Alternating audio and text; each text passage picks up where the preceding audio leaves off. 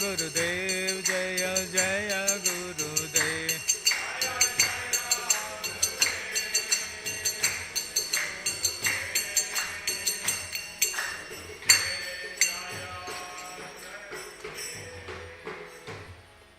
जय ओम विष्णुपाद परिभंसकाचार्य अष्टोत्तर शत श्रीमद अभय चरणारविंद भक्ति वेदांत स्वामी शिला प्रभुपाद की, इस्कॉन फंड आचार्य शिला प्रभुपाद की, नम आचार्य शिला हरिदास ठाकुर की, ग्रंथराज श्रीमद् भागवतम की। All glories to assembled devotees. All glories to assembled devotees. All glories to assembled devotees. All glories to Sri Guru and Gauranga. All glories to Srila Prabhupada ki jai.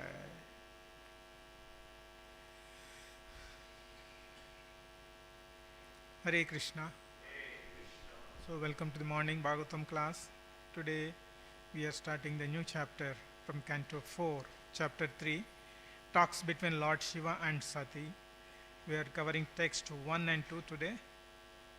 Om Namo Bhagavate Vasudevaya.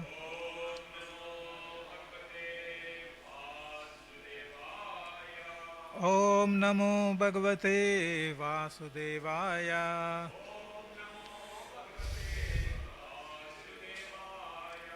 Om Namo Bhagavate Vasudevaya. So, Canto 4, Chapter 3, Text 1. Maitreya Uvacha Sada Vidvishatorevam Kalo Vaidriyamanayo Jamato Swasurasyapi Sumahan Atichakrame. Maitreya Uvacha Sada Vidvishatorevam Kalo Vaidriyamanaya Jamato Swasurasyapi Sumahan Atichakrame. Maitreya Uvacha Sada Vidvishatorevam Kalo Vaidriyamanayo Jamato Swasurasyapi Sumahan Atichakrame. Maitreya Uvacha Sada Vidvishatu Evam Kalo Vaidriyamanayo Jamatu Swasurasyapi Sumahanati Chakrame. Maitreya Uvacha Sada Vidvishataro Evam Kalo Vaidriyamanayo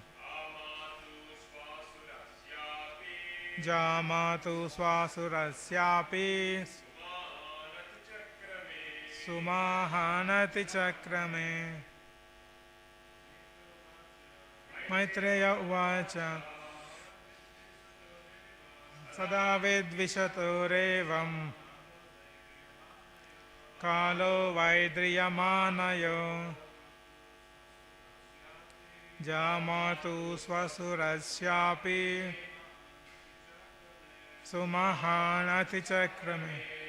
Mataji. Maitreya Uvacha Sada Vidvishataro Evam Kalo Vaidriyamanayo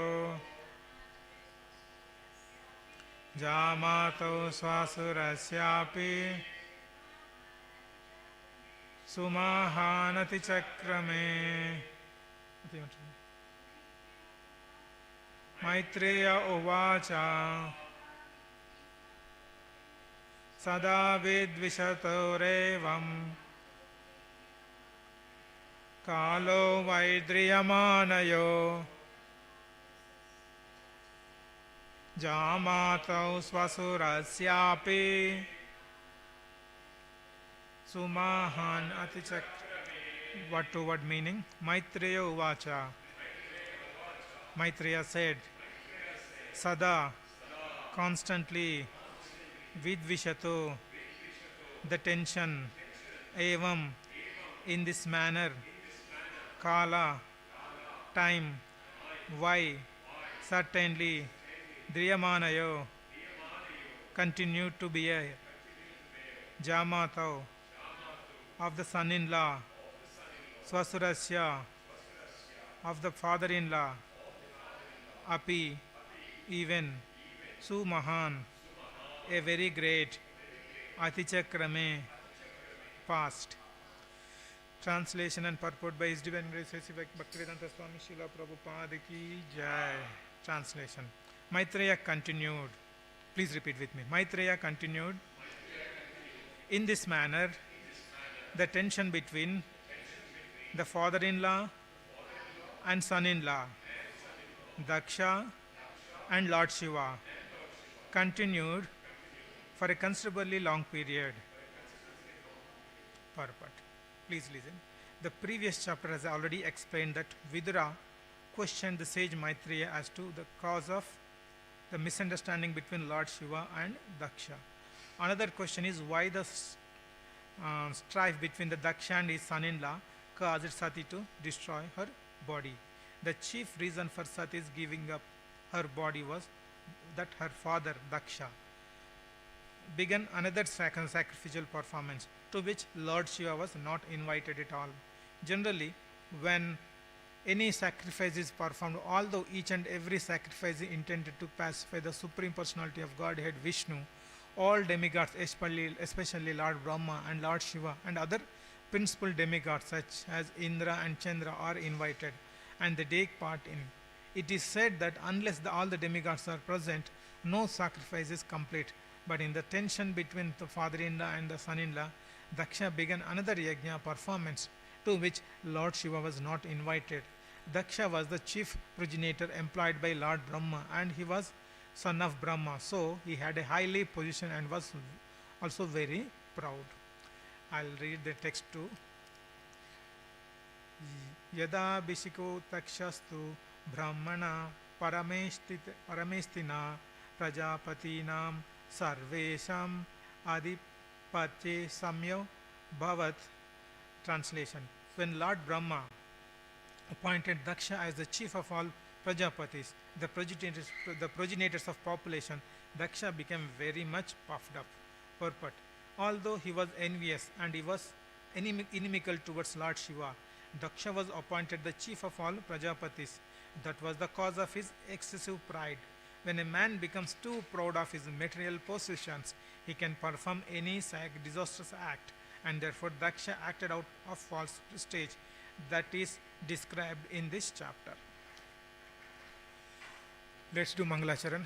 Om Ajnana Timirandasya Jnananjana Shalakaya Chakshurun Militam Yena Tasmai Shri Gurave Namaha Shri Chaitanya Manobishtam Stapitam Ena Bhutale Swayam Rupa Kadamahyam Dadati Swapadantikam Vandeham Sri Guru Sri Yuta Padakamalam Sri Gurum Vaishnavamscha Sri Rupam Sagrajatam Sahagana Raghunathanvitam Tam Sajivam Sadvaitam Savadutam Parijana Saitam Krishna Chaitanya Devam Sri Radha Krishna Padam Sahagana Lalita Sri Vishakanvitamsya He Krishna Karuna Sindhu Dina Bandhu Jagatpate Gopesha Gopika Kanta Radha Kanta Namostute Tapta Kanchana Gaurangi Radhe Vrindavaneshwari Vrishabhanu Sute Devi Pranamami Hari Priye Vancha Kalpa Tarubhyasya Krupa Sindhubhya Evacha Patitanam Pavanebhyo Vaishnavebhyo Namo Namaha Jai Shri Krishna Chaitanya Prabhu Nityananda Sri Advaita Gadadara Shivasadi Gaura Bhaktarunda Hare Krishna Krishna Krishna Hare Hare Hare Rama, Hare Rama, Rama Rama, Hare Hare. Hare Krishna, Krishna Krishna, Hare Hare. Hare Rama, Rama Rama, Hare Hare. Hare Krishna, Krishna Krishna, Hare Hare. Hare Rama, Rama Rama, Hare Hare. Hare Krishna. So welcome once again. So we are starting the new chapter, chapter 3. If we recollect what all happened previously, I think at the end of the chapter 1, between the conversation between Vidura and Maitreya, Vidura was asking the reasons for the misunderstanding between Daksha and Lord Shiva. To answer that question, the whole previous chapter, chapter 2, was narrated by Maitreya Muni. So where we learned that the Daksha Prajapati was conducting a big fire sacrifice, and all the sages, Lord Shiva, Brahma, all the demigods assembled there. When Daksha entered, everyone was respecting and standing up from their chairs and paying respects, but Shiva was deeply absorbed in meditation. He was not able to get up. He did not notice Daksha's arrival. So that caused a disturbance in Daksha's mind. And Daksha started insulting, humiliating Shiva, and then Shiva's followers, Nandi, got very upset by seeing Daksha offending his master, and Nandi started cursing Daksha and all the Brahmanas. Then to counter curse, Bhrugumani started like that. The tension occurred between these two parties, and finally both Shiva left that arena without saying anything, and after that Daksha also left the place, and sacrifice continued. Now the second question of that Maitreya, why the Lord Sati quit her body. So to narrate that reason, again this complete chapter 3 is described. In this chapter 3, it was described. So this is the brief narration between, this is the brief background of what all had happened till now. So when in this chapter, if you see, Maitreya continued in this manner, the tension between the father-in-law and the son-in-law, Daksha and Lord Shiva, continued for a considerably long period. So when we see this Srimad Bhagavatam, the beauty of the Srimad Bhagavatam is that whatever has happened, it's clearly describing without hiding any facts. The reason is, if you see Lord Shiva, we know is Vaishnava Nam Yatha Shambho. He is the topmost Shiva, the Vaishnava, and he is exalted demigod. Because if you remember the pastime of Samudra Manthan, when the poison came, the Shiva was the one who captured that poison. He understood his master's interest, the wish, and he took the poison. Right? Such a great exalted devotee and such a great exalted Vaishnava. And his wife committed suicide. In a normal sense, when we see that this is what many other religious people, they target our the Sanatana Dharma, Hindus, the gods, that okay, you say Shiva is very great God, why he is unable to stop committing suicide of her wife? People will question, right? So that is the fact where many people will ask, if the Shiva is a great Lord, why he is unable to stop his wife's committing suicide? These are the many questions will come. But what we can understand is, these are the pastimes, will tell us the instructions, the lessons we can learn. That's the reason Srimad Bhagavatam, without hiding any facts, they are mentioning the reason, providing these pastimes. So from these pastimes, we can learn what kind of mistakes committed by Daksha and other great people assembled in this fire sacrifice, and we can avoid committing those mistakes. And one of the lessons, today I will try to provide a couple of the lessons from this discussion, from this chapter. What can we learn? First lesson is, the Dakshas was he was him insulting Shiva in the fire sacrifice just because he was not paying any respects to Shiva. This is showing that one of the important quality of a Vaishnava, like the lack of sambandha knowledge, right? When we are trying to acquire the spiritual knowledge, we have a sambandha, abhideya, and prayojan. Sambandha knowledge is the one which provides what is our relation, who am I, what is our relation with Supreme Lord, right? What is our relation? Then the sambandha, abhideya is the process to reach that Supreme Lord. It provides the knowledge. Whereas the prayojan is the ultimate aim, the result. The, surrendering to Krishna, going back to Krishna's abode, this is the prayojan. So this sambandha, abhidaya and prayojan, these are the three aspects important when we are progressing in our bhakti.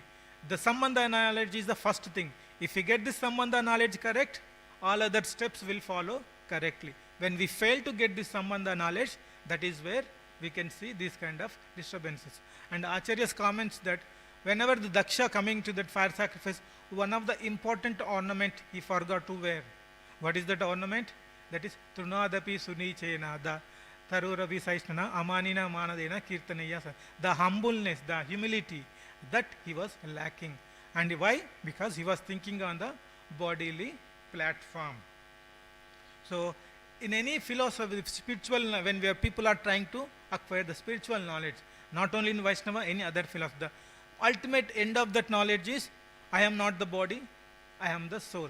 Most of the philosophies stop there, the spiritual path stop there. But Vaishnava philosophy is more than that. Actual journey starts from that understanding. Vaishnava's philosophy, Vaishnava's commentary starts from there. Once we understand we are not the body, we are the soul, then what next? We are part and parcel of Supreme Lord. And then what next? We are part and parcel of Supreme Lord. Our aim is to serve Supreme Lord. Right? So we will all feel that we are servants of Supreme Lord. We are servants of His devotees. That is the knowledge. We get it when we are trying to understand our progress in our spiritual life. This is all the sambandha knowledge. Like example, if two soccer teams are playing game, a team A, team B, players in the team A should know that they have to score the goal in opposite post. They have sent the ball in opposite post. And the team B also should know that they have to send the ball to opposite post. If you don't have the knowledge, if you, okay, I am close to this goal post and I'll kick onto your side, what will happen? Result will be, you will be losing the game. Right? That knowledge is important. That sambandha, what is your relation with the game, in relation to game? What is your connection? What is your job? You need to understand. Same way, as a soul, what is our spiritual journey, as part of sambandha knowledge, we need to understand, who am I? I am not the body, I am the soul, and I am the part and parcel of Krishna. My aim is to serve Supreme Lord and His devotees. That is the sambandha knowledge. And that knowledge is missing in case of Daksha here. He forgot. And he's thinking, instead of being a servant, he thought, I am the master. I am the Prajapati. I am the son of Brahma. With that attitude, he developed envious pride. He developed envious towards Shiva. So without understanding Shiva's position, he started humiliating, insulting Shiva. This is one of the important learning. We need to get the sambandha knowledge is correct. That is when we start our spiritual progress journey, this is one of the important aspects. If we don't develop the sambandha knowledge, these kind of incidents can happen. We don't know what we have to do. If we have to do something, why we have to do. All these questions, if we don't know answer correctly, if we don't have the knowledge, we commit mistakes. We commit Vaishnava aparadha, and Vaishnava aparadha is very, very big thing.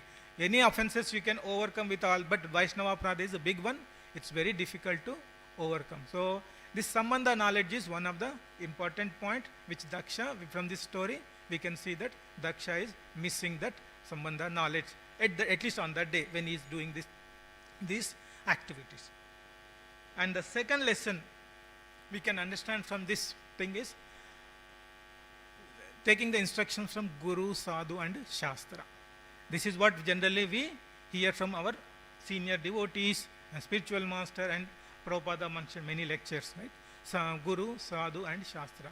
If you start before in today's chapter, like the chapter 3, we see like the Mother Sati she got to know that her father is doing another yajna, fire sacrifice, Daksha, and she wanted to attend that fire sacrifice. But Lord Shiva, he understood, we have not received the invitation, it's not good to participate. Since we have not received, so we should not attend the fire sacrifice, the yajna. But Mother Sati, what she did? She did not, she ignored Shiva's instructions. And as a result, she went there, and the subsequent verses we see all the fast, but she committed suicide. That is the what? As a result of not following the instructions of sadhu, guru or shastra. In that case, Shiva can be a guru, we can understand, or the sadhu. The Mother Sati did not follow his instructions. And as a result, this is what happened. Even some of the lessons from past times from Prabhupada also we can see. When Prabhupada was one of the disciples, when Prabhupada was in this world, one day, like when this is the time when the NASA was sending a spaceship to moon landing, and Prabhupada's servant was watching this and was telling Prabhupada, the Americans landing in the moon. Then Prabhupada told her, no, they are not going to moon. Then see the video, they are landing there in the moon. But Prabhupada was telling, no, they might have went to some other planet, but they cannot go to moon. But what is that? With very conviction, when he is able to see something, but with a very firm conviction, he was telling that. But nobody can go, not human beings cannot directly go to the moon. That conviction, how he got? From Shastras. So the way he got the conviction, he was replying back to this servant, based on the full conviction from Shastras. That's why we need to always, this is one example we can learn how Prabhupada was seriously taking the Shastras. Not only that, Guru also, Guru, Sadhu, Shastra, Guru's instruction. If you see, Prabhupada met Bhaktisiddhanta Saraswati, and Bhaktisiddhanta Saraswati told, you are a young English-speaking person, so why don't you do the preaching this little message in the Western world? That's what he said once. And now he took that Guru's instruction very seriously. And what happened? He made many attempts. Many attempts failed when he was in India, but he did not leave that instruction. Like in our normal case, we try couple of times. We try 1 time, 2 times, 3 times, or 5 times. After a minute, okay, it's not working. Better I choose something different else. Okay, though our Guru Maharaj told something, but this is not happening, so better I spend some. That kind of thought we get. But Prabhupada, we see, I think almost 40 years, 30, 40 years, he was in India before going to US. He had all the failures, but he did not leave the Guru's instruction. He was very firm on fulfilling the Guru's instruction. That is, we can see. And not only that, when he's traveling in Jaladuta, he got heart attacks, right? Still, he did not give up the thought of fulfilling the instruction. And then he went to America. There also, journey was not easy. We see from the Prabhupada Leelamrita we read, right? So the journey was not easy at every stage. He had so many difficulties, but he was very rigid, firm, having the firm conviction to fulfill Guru and Shastra. That was the lesson we can learn. So even in case of Mother Sati, she was not following the instruction of Guru, the Shiva. So this is where we can see that the subsequent, not following the instructions of Guru, we can see the Shiva, in this case Lord Shiva, how Mother Sati encountered the difficulties. And so when we have a Guru, Sadhu, Shastra there with us, instructions in follow, storms in our material life, it's a dukkhalayam ashashvatam. Every stage we get all the difficulties. But when you take the instruction, the shelter of Guru, Sadhu and Shastra, you will, whatever storm may come, you will be able to stay strong. You will be able to overcome. So that is the lesson we can learn from these discussions. The Mother Sati is ignoring Lord Shiva's instruction. And other lessons we can learn from this again based on the Sambandha knowledge. If we don't have the Sambandha knowledge properly, what are the consequences we would see? Like if you see the Kunti Maharani prayers in first canto, Janmaishwarya Shuta Shribir Yedamana Madapuma Naivarhati Abhijatumbai Tvam Akinchana Gocharam. So in this, Kunti Maharani was praying in her prayers, telling that we need to if you have to approach Krishna, you have to be exhausted with all your material possessions. But if you are trying to high parentage and high position, society, name, fame, Janma, Aishwarya means wealth, Shruti, beautifulness, and Shri, knowledge, all the Janma and high parentage, high wealth, beauty and knowledge. If you are trying to acquire these things, when you are in the process of acquiring these things, you will not be able to perform devotion very sincerely. You will not have the sincere feeling when you are having this mood. So that is what Kunti Maharani is praying. So in case of Daksha, what is his position? He is having Brahma's son. Brahma is the secondary creator, and his son is Daksha Prajapati. And because of that, he got so much position is there, and he got bodily beauty. With all these things, what happened? He got a pride. This is what we can see. The Kuntimaran, these are the blockages to these four, Janma, Aishwarya, Shutashri. These are the impediments. Like these will block our spiritual journey. And but we can see the example of Daksha, that these are the things. Because he is having those things, he is unable to control his pride, and as a result, he started committing mistakes. And we can see from Chaitanya Charitamrita, the Vasudeva, the Brahmana, right? He was having the suffering with leprosy. And when Chaitanya Mahaprabhu was doing the South India Yatra, he was there in some village. He got to know that the Mahaprabhu is going through particular road, path. And he would try to meet Chaitanya Mahaprabhu at one place. But just he missed. By the time Vasudeva reaches that place, Chaitanya Mahaprabhu already left that place. And he tried to go another place. And again Chaitanya Mahaprabhu, by the time he reached the place, Chaitanya Mahaprabhu already. Finally he reached the Sri Kurmam in South India, the village. And then he visited there. Then Chaitanya Mahaprabhu immediately passed that page. So he was unable to take the darshan of Chaitanya Mahaprabhu. Then this Vipra, the Vasudeva, was feeling very sad. He was lamenting, and then he was feeling very sad. Then Chaitanya Mahaprabhu got understood this Vasudeva's feelings, and then he took U-turn and he came back. And when he came back and he touched his body, and all the leprosy has gone, he became very beautiful. At that time, Vasudeva is offering, Lord, you made my body so beautiful, but with that beautiness, I may get pride, I may deviate from the path. So he was saying, I don't want to get into this beautiful path, keep my old state. That was the mood of a true Vaishnava. So this is where we can understand very high parentage, very high, all these qualities will disturb your spiritual journey. So we can see that is best example we can see from Daksha. Because of that, he is able to, with that pride, arrogance, rudeness, everything, he is humiliating, insulting Lord Shiva.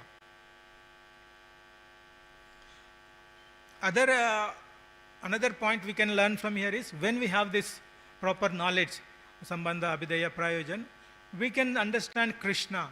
We can see Krishna everywhere. When we have the knowledge, when we progress in our bhakti, we can Krishna see everywhere. We start seeing Krishna everywhere. Not only that, we can see Krishna's devotees everywhere. That will be our that kind of knowledge, the consciousness, intelligence we will get. We can see Krishna everywhere. Like one example, we can see the material example we can take. Suppose particularly in India it happens. Suppose if someone is selling vegetables in a market, sometimes some cows or other animals will come and try to grab. Because they don't know, then the shopkeeper will have a big stick and he will go to that animal and he will try to send it. Because the animal doesn't know that the master is the owner of the shop is sitting next to the vegetables and he's protecting those vegetables. But this animal doesn't have the knowledge. But any common person he cannot do that. He understands that the person is there. So we have to follow the process. Go to that person, pay the money and take the vegetables. He understands, he has that knowledge as a human common. But the animal here, it doesn't have the knowledge. That's why it try to go and pull the vegetable or fruit, whatever is there. Then the shopkeeper will hit it. After some time, again it will come and it will try to take. So this is what we can example. Even one example I see in last month I visited Murulamba. And when I was coming back from that Murulamba, there was one fresh vegetable market shop is there. When I went to the shop, no shopkeeper is there. It's everything. And just he put one instruction. Take the vegetables and put the weigh to get the measure, how much it is weighing, and then put the money accordingly. He put $1 per kg something, so you calculate. So no one is there and everybody is coming and just simply following instructions, taking the vegetables and putting the coins there and going back. So this is the knowledge. Why I am connecting this is, if you are a devotee, if you have the complete knowledge, if you are able to, you can see Krishna everywhere and you can find the devotees of Krishna also everywhere. In case of Daksha, in the assembly, the Lord Shiva, the great Vaishnava is there. He is not able to recognize that he is the great Vaishnava, the Supreme Lord's dear disciple, the devotee of the Supreme Lord. So he is not able to having, he is not having that understanding. With that understanding, without having that understanding, he is able to, he is cursing the, he is insulting the Supreme Lord. And he gave curse, he is insulting Lord Shiva, the Daksha.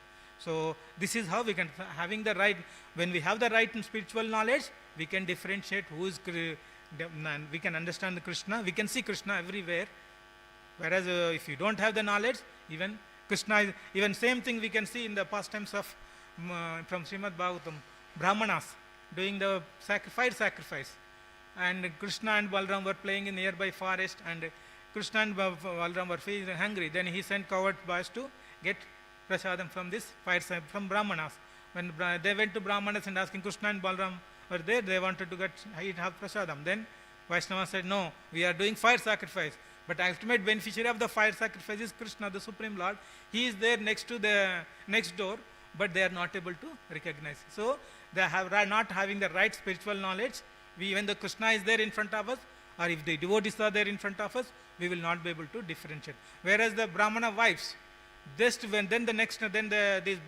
coward boys went to Brahmana's wives, and then when they told that Krishna and Balram are there, then they were very much happy, and they happily gave prasadam to the Krishna. So we can see that understanding the right knowledge, how we deal with the people.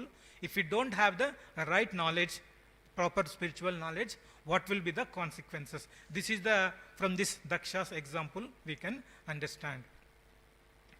And another point we can is, another important point is, when we are doing the, like in Bhagavad Gita and many other places we know, that Bhaktaram Yajna Tapasam, right? So ultimate aim of our all fire sacrifice yajna is, whatever work we do, that is the ultimate aim is to please Krishna.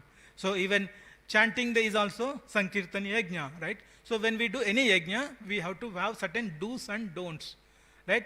Suppose when we are doing fire sacrifice, we have to have the nice qualified brahmanas. They have to recite the mantras in a proper way, then only it will have an effect. And then we should, all the ingredients should be very pure. So if any of these things fail, if we are unable to fulfill any of these, either we are not having the qualified brahmana, or we don't have the pure ingredients, then what will happen? We will not get the result of that fire sacrifice. So we need to understand that, and the purpose of the yajna is to please the Supreme Lord. And when we are doing the chanting also, we need to think that we should try to please Krishna. With that motive, with that mood, we need to do the yajna. So this knowledge is also, Daksha was not having this knowledge. The ultimate aim of the yajna is to please Krishna, Supreme Lord, and that he is missing. Instead, he was thinking on the bodily platform, and he was able to, he is thinking in the bodily platform with the pride, he is insulting the Supreme Lord Shiva. So these are all the various things. So when we see that, what would be the mood? When we see from this example, I will try to understand what would be our consciousness when we are trying to perform yajna. Right? In Bhagavad Gita 3rd chapter, there are many verses, purports Prabhupada was explaining in detail. See, when we try to perform yajna, our ultimate is like one immediate aim is to please demigods. Then the subsequent ultimate aim is to please Krishna. But these demigods are agents of Supreme Lord. Like if we are trying to live in this material world, we need so many things. Food, vegetables required, fruits required, milk, so many, and other things required. Right? Everything, all these things are provided by Krishna through his agents. And why he is providing these ingredients through his agents? When we get these agents, like whatever food items or whatever our daily necessity item, everything is coming through Krishna. Maybe it's like we have the air, sunlight, moonlight, everything is coming through Krishna. Everything is required in order to live comfortably in this material world. So ultimate, what is the motive behind providing these things? When we get all these ingredients properly, our body will be fit. With that proper body, we will be able to progress in our self-realization. We will be able to progress our bhakti. That is the ultimate consciousness we should have. So that's why, to please these demigods, to please this Supreme Lord, we need to perform yajna, right? This is the basic consciousness we need to develop. Not only that, when we try to please even Bhagavad Gita also it was mentioned, right? So when we try to please Krishna, whether whatever activity we do, whether fire sacrifice, any service we do, we have to please Krishna. If we don't please, with the mood, we should have the consciousness to please Krishna, Supreme Lord. But if we fail to do, what will happen? It will cause bondage in this material world, right? You take repeated birth and death in this material. So our consciousness of keeping these things, like from the Bhagavad Gita, one is all the ingredients are provided, we will be fit and we will be able to progress in our bhakti. And if our mode is consciousness is not to please Krishna, not to satisfy demigods, what will happen? We will have bondage in this material and we will try to, we'll take repeated birth and death. These are the consequences. So we need to, this is the consciousness we need to develop when we are performing any sacrifice, whether in a service or any yajna, we should have this kind of consciousness. Like, yeah, this is all we can learn from the Daksha's pastime. And finally, one quick point what I would like to touch is, suppose we discussed in the previous some of the points that when we perform yajna, we need to have the 5 proper qualified brahmanas to perform yajna, and we need to have pure ingredients to perform yajna. Any of them is not available, we cannot. And if we see in the Srimad Bhagavatam and from that, there are great kings, emperors, they perform Rajasuya yajna, Ashwamedha yajna. At that time, it was possible. But now in Kali Yuga, we don't get qualified brahmanas, we don't get pure ingredients, so we cannot do. And in Bhagavad Gita, in some of the previous chapters, it was mentioned, there are multiple yajnas mentioned in Bhagavad Gita, like one is Dravya yajna, right, where some people have so many material possessions, a wealthy person is there. What he will do? They will make donations. He will create some houses where you can supply free food to the many people. Like it was mentioned in Bhagavad Gita, right? Anna Shala, Partha, like many other centers you will open, and you try to feed people. But that consciousness at that moment will be like to attain some material benefit. Most of the people in the material, when you have so much wealth, you try to do, you may not have a pure consciousness, but most of the people perform with the consciousness to get something material. And other thing is Tapo Yajna, right? You do some Chaturmasya Diksha and Chandrama Diksha and some other austerities you perform to get better, to go to higher planet. So in the material world, on the earth, you will have so many sufferings, you wanted to go to higher planets. And then other yajnas you do, like Ashtanga Yoga, many other yogas you do to get some mystic powers. And these are the various yogas it's mentioned. But all these yogas only to get the better facilities in the material world. Ultimate yoga is to perform the Krishna consciousness. Chanting Sankirtana Yajna is the ultimate required thing in the Kali Yuga, and we all should have to chant the holy name. That is what it's mentioned in Srimad Bhagavatam in the also Krishna Yajna. No, not that verse. But Krishna Varnam Trisha Krishnam Sango Pangasya Pashvada Yajna Sankirtana Pai Yajantasi Sumedha. The intelligent person will avoid all these sacrifices, only he will follow the Sankirtan Yajna. So we also, in the Kali Yuga, practical application is only Sankirtan Yajna is possible, and all other Yajnas we will not be able to perform properly. So this is what I would like to convey from these 2 verses.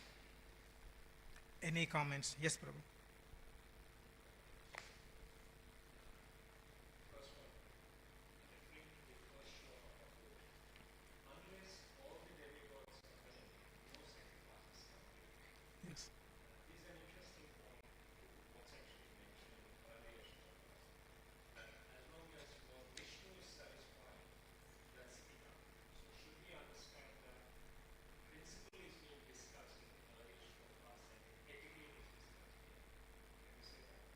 Yeah, but that is principle and etiquette. That is one aspect you can think of. But other thing is, when we the aim of this satisfying the demigods, satisfying the Supreme Lord.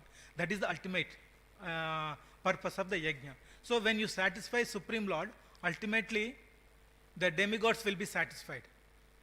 So that is the key point we can think of. But so when you satisfying the Supreme Lord, obviously all the demigods will be satisfied. But yeah, in that's a principle and application you can think of like that.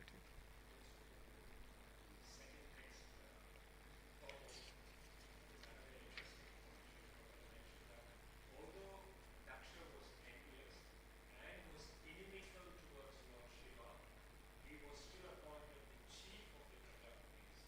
And I'm sure Lord Brahma, being the first citizen, there must be some strong reasons as why he did so. If please touch upon a few things that actually made him to take that decision. Prabhu, nowhere it is mentioned any specific reason, but what we can think of, maybe at that time he thought he was the only qualified person within his purview. He thought he could have thought that he would have understood that, okay, he is the qualified person to get this. Nowhere it is mentioned, but yeah, we can speculate. Not exact answer, I don't. Yeah. Yes, Prabhu. Yeah.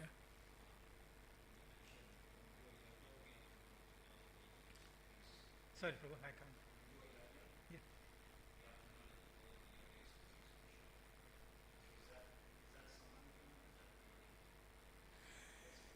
See, but sambandha means, okay, it's like a sambandha is like ultimate, who are you, what is your relation with Krishna, and what is your responsibility towards Krishna.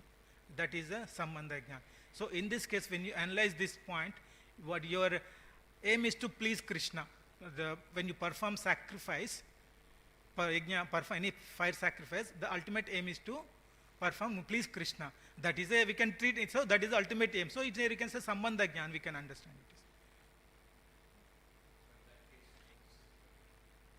it. Prayojana is a, okay, you see, the prayojana is the process. So performing a fire sacrifice is a prayojana.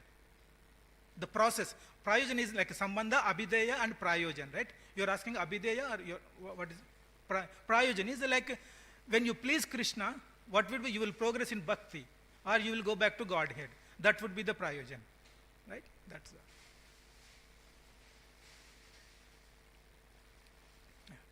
ग्रंथराज Shrimad Bhagavatam की जय, गौर भक्त वृंद की जय।